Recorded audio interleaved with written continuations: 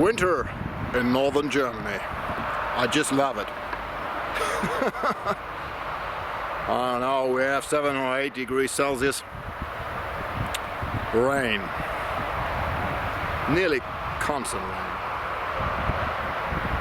No matter what, time for out and about. I couldn't wait any longer. There's something I want to show you. And that's an old court side where they did all the trials in medieval times. I want to show you 2 different memorials here about this court side.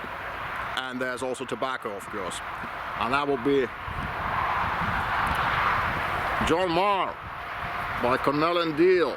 Show you the tin, but I'll talk about this later. So if you're just interested in tobacco, that's alright. Just skip and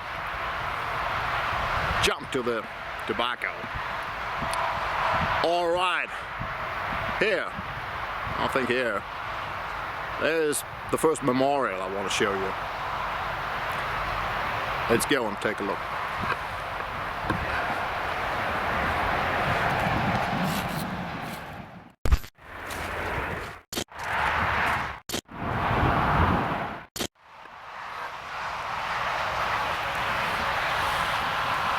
Oh, let me just switch camera. Yeah. So, this place here, that was called as the Diehl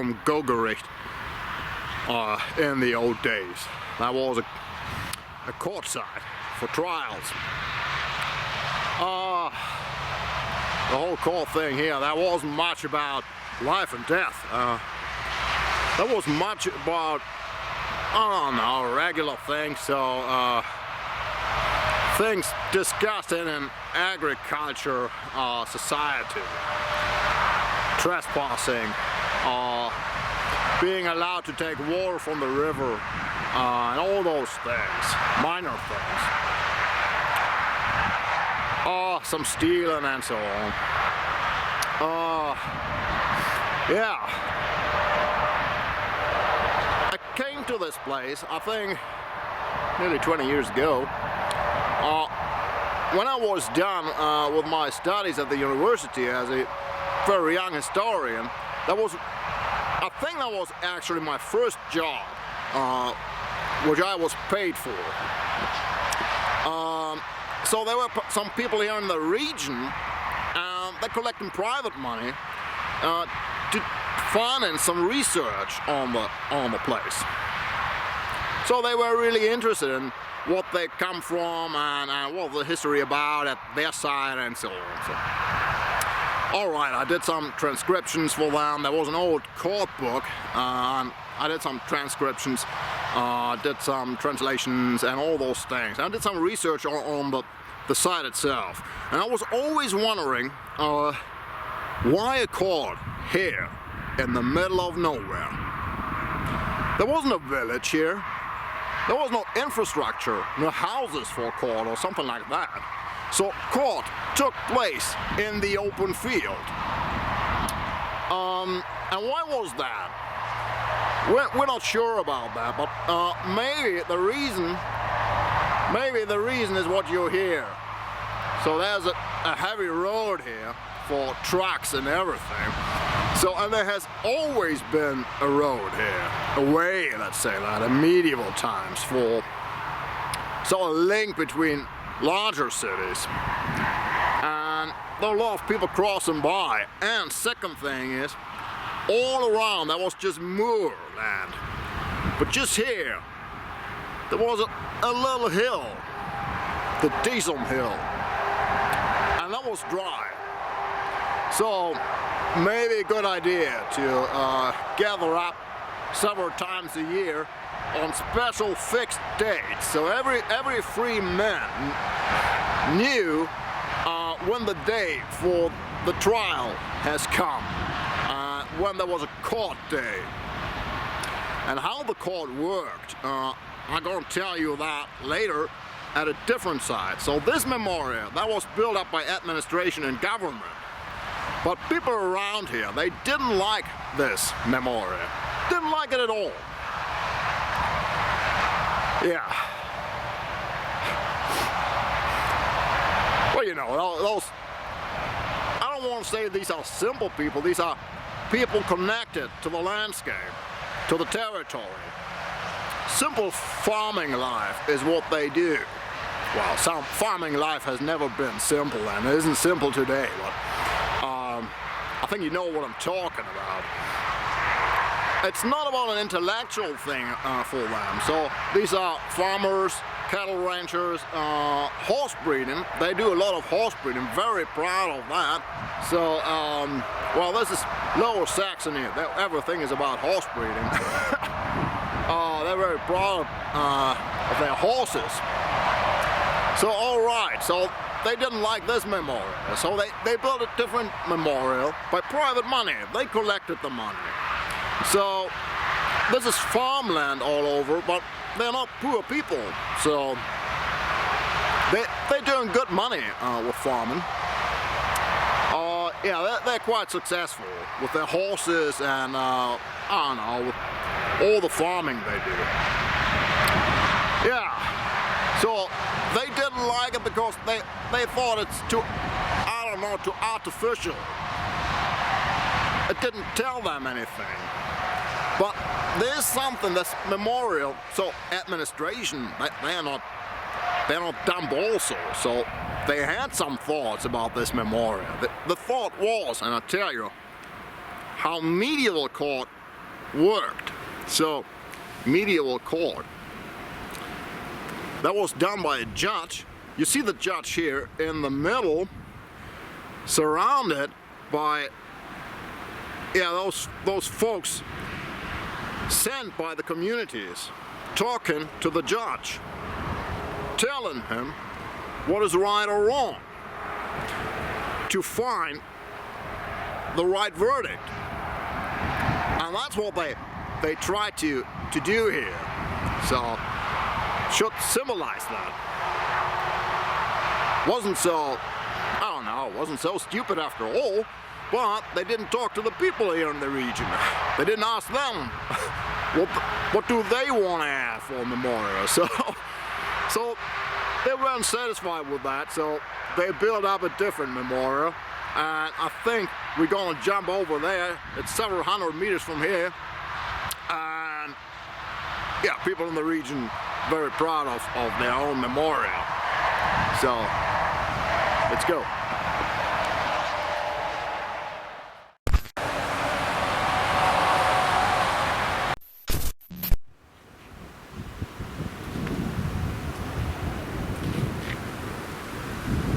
Okay guys, it's right behind me. So seems to be some storm coming. We better keep going.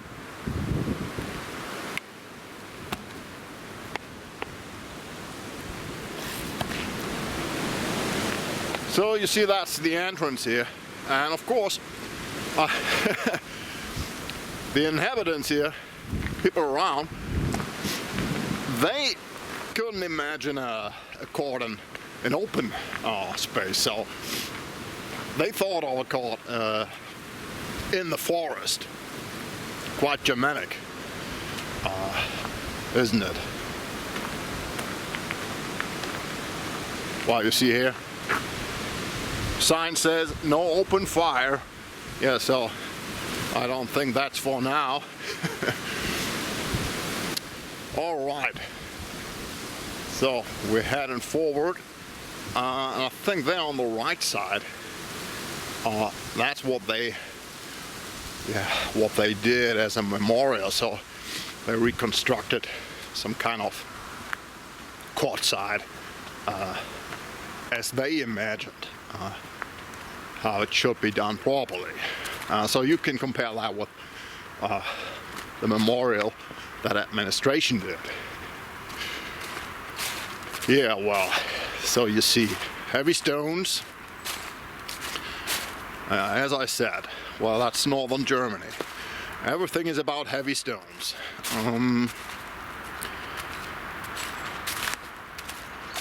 So,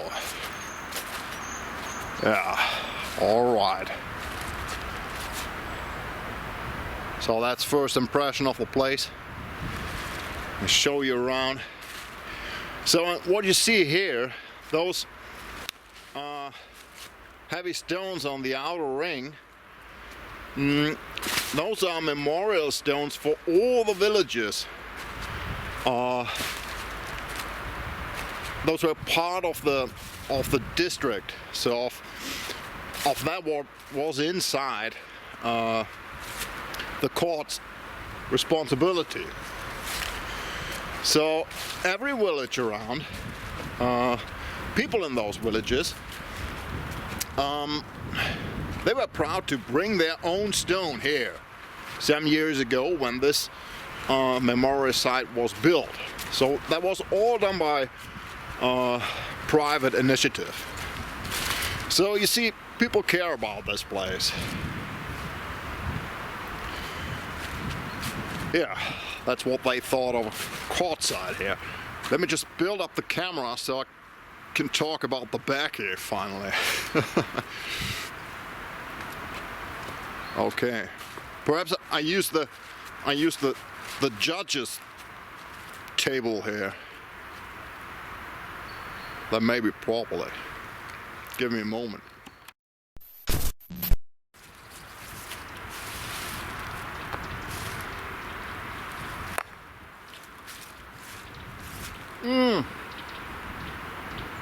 Yeah, all right, back again. So, we're in the courtroom. Germanic courtroom. Yeah. In fact, in those medieval times, they like to meet up under the open sky. So, in a forest or on the open field. So to do their jurisdiction, I'll tell you how that worked. But first, let me now talk about the baccy I'm smoking. So, smoking that, by the way, in my Oliver Renchi with a custom-built stem. You might have seen this quite several times, I think. So, show you that one. That's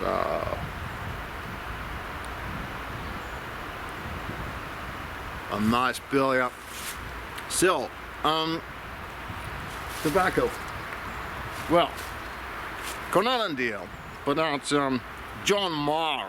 This is done in this series of those Melville at the Seas tobaccos. I was talking about Billy Budd already in a different video, so I don't want to talk about the series or in general. Just want to focus on the John Marr. So the John Marr. So to be honest with you, after the Billy Budd experience, I just took a little break. So I wasn't that convinced. It's good tobacco, but I wasn't really that convinced. So, well, you know, there are two different ways of companies doing things. So some companies, they're pushing quickly, and some companies, they taking time and just, I don't know, focus on what they have and just doing things slowly. So one of those companies, that maybe McBaron, for example, so really focus on what they have and just putting out something new.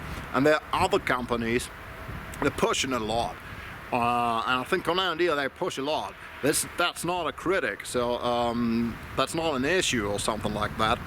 But I think that's very natural that you can't really like everything they put out, and that was for me with the Billy Budd, for example. So I took a little break. So and then I opened up the John Marr. I'll tell you what they say about the John Marr, what is on the tin. So they say it's I have to take off my glasses. I don't have my reading glasses with me, so damn. Let's see if I can read that. Poetic mixture of bright and red Virginias with a good portion of Turkish leaf, elevated by portions of Perique and Black Cavendish, and topped with the flavors of bourbon and vanilla. John Marr is an unparalleled voyage of sweet complexity. Alright, so we already hear it's an aromatic. So an aromatic with a huge complexity. Is that possible? Well, let's see. Show you what the tobacco looks like. Oh, let me take off my gloves. So you see that it comes with that. So that's the vintage series. By the way, there's some good presenters, at least two. They already did a review, a short review about John Marr. So that's my good friend Diehl. Give him a sub if you haven't already. I guess you all know Diehl. He's a decent guy, a great guy, knows a lot about tobacco. And Milwaukee Piper. I've forgotten the first letters or first name. So Milwaukee Piper. He's also a decent guy, and he does great videos. So yeah, thanks for that, guys. Let me just add my 2 cents on that. So alright, that's what the tobacco looks like. Nothing really so special. Well, it's a ribbon. I'm not much into these ribbons when it comes to Virginia, because tobacco likes to get awfully hot often. Yeah, those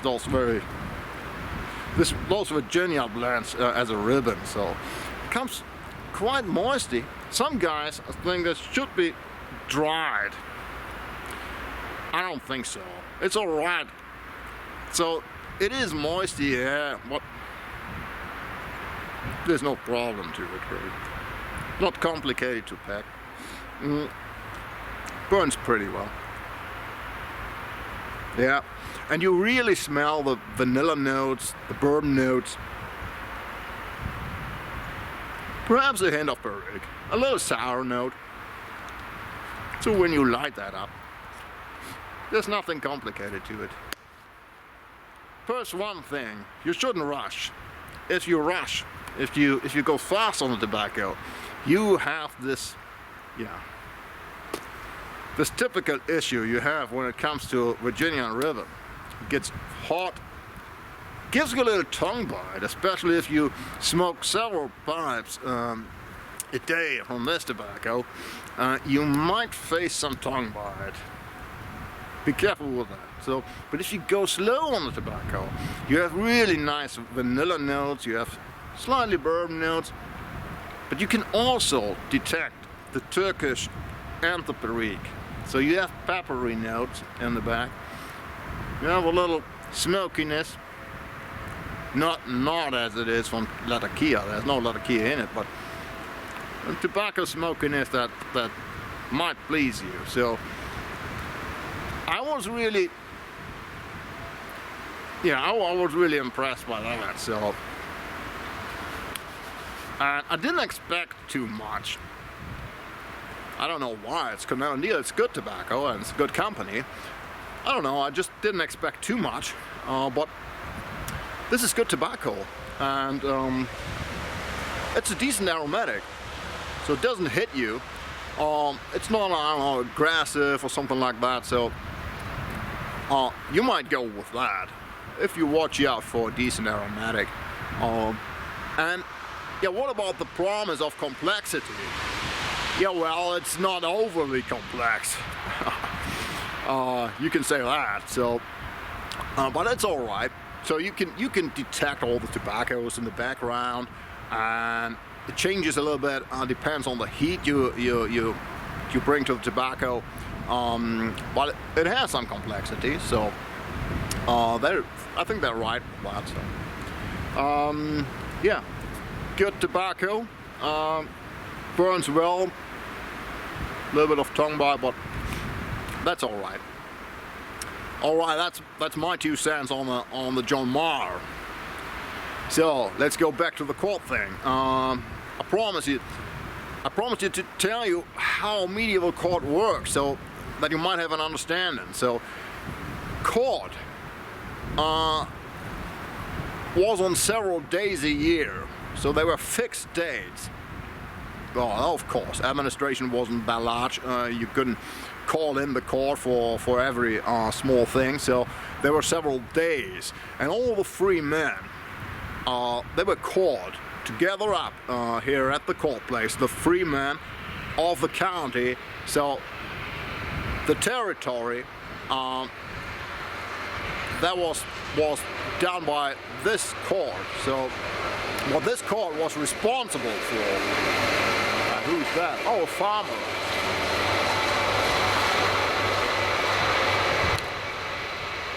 All right. So on several days a year, they gather up here, so all the free men. And then was the time for accusations. So let's say someone is just complaining about someone else taking water from his river, or trespassing his territory, or something like that. It was mainly about those agricultural things, or those, I don't know, everything that is combined to farming and so on, and yeah, the life of farmers' families. So the accusation was made by one of the free men, and yeah, well, there was the chance to defend. So the other party stood up and said their piece, and after that, the communities that came from all the different villages, they discussed the problem by themselves, and they sent someone, some kind of ambassador from their group, to go to the judge, and that was the judge's table here. I don't know if we really had a table, but that is what represents the judge here in this memorial. So they went to the judge and they were all talking to him. So they all made their point, and they said something like, well, we had a similar thing. One of the older guys in our village remembers a similar thing 50 years ago, and the judge decided this and that. So it was mainly about that. The judge, well, was in the middle of all the guys hearing all those different opinions about the case, and then he made a decision. And yeah, he just did the verdict and opened that up, so in public. So the verdict is, may it be this and that. So, but that wasn't fixed. So because it just became real when the whole community did their affirmation by their noise. So let's say they're all saying, yeah, should be that way, should be that way. So, and then the verdict was done. So all the ambassadors around the judge watched at him, he watched at them, and they said, yeah, seems that that is public opinion, so we can go with that. Or they decided to deny, and they just complained. So like, no, something like that. So, and then the ambassador said, well, obviously you're wrong. So, take a second guess. So, and then the whole process had to start again.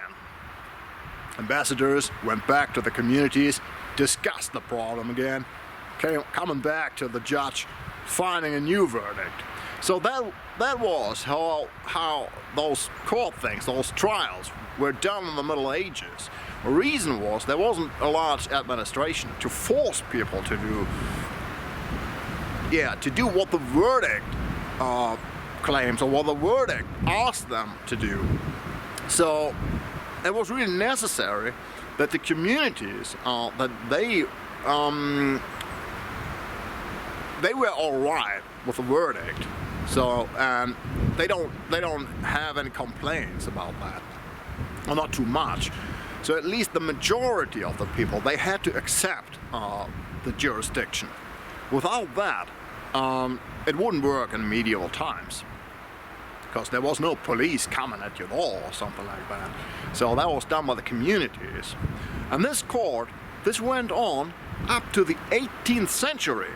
So I think 1708 or something like that, 1708 or something like that. That was the last meeting here.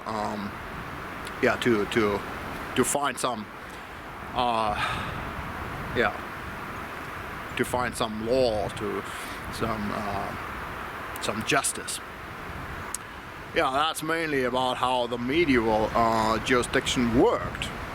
It was all about acceptance, and we shouldn't glorify that. It was just a different way. So it was all right for them. So, but if you have been very individual, and so everything was about being in line with the community, not stepping outside.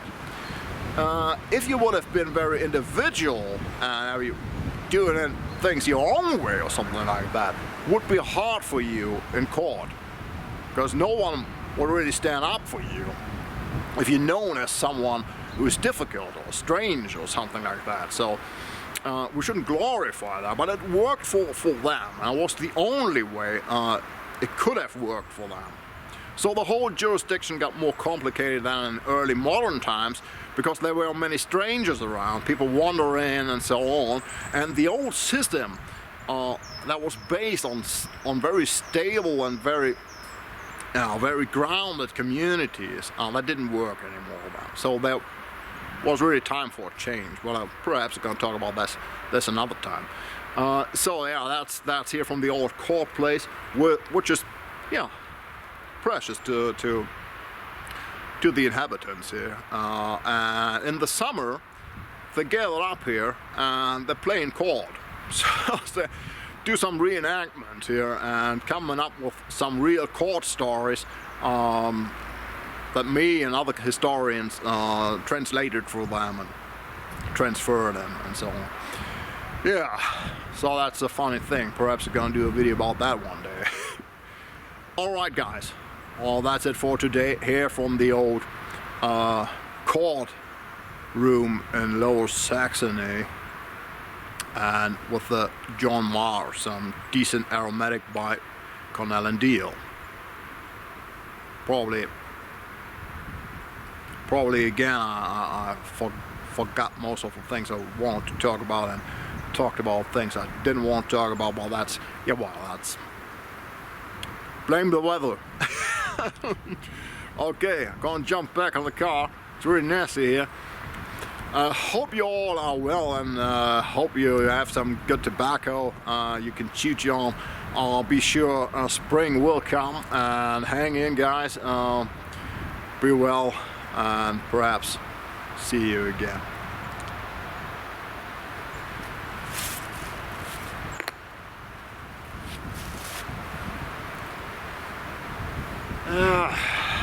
Well.